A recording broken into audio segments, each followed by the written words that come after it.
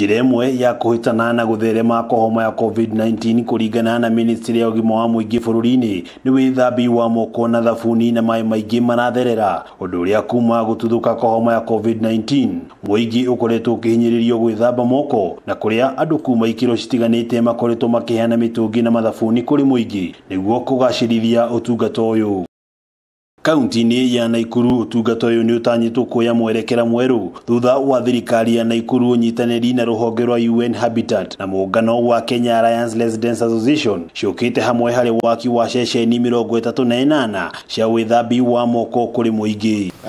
This is the first wash station that has a hand washing tap, soap dispensing tap, and also clean drinking water tap. So 3 different taps integrated into one. And I believe that different counties are going to borrow from Nakuru going forward. We are aware that the county is among the leading counties in Kenya in terms of preparedness and proactive measures that have been put in place to fight against the virus.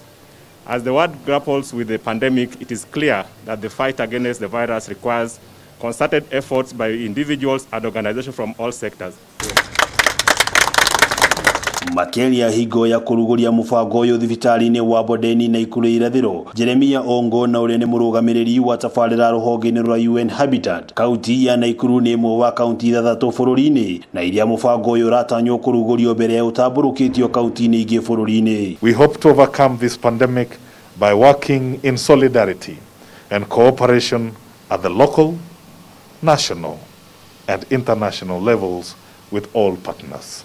Mwena-inĩ wake mũnini wa gavana wa Nakuru Ndagĩtarĩ Eric Korir, thirikari ya Nakuru nĩ gũkorwo ĩgĩthondeka ceceni ingĩ makĩria 30 na iria ikũgathĩkwo thĩinĩ na gatagatĩ ka mũthubarĩ wa Nakuru. Ngĩribotera Kameme TV kuma kaunti ya Nakuru, rĩtwa rĩakwa nĩ Wang'ombe wa Maina.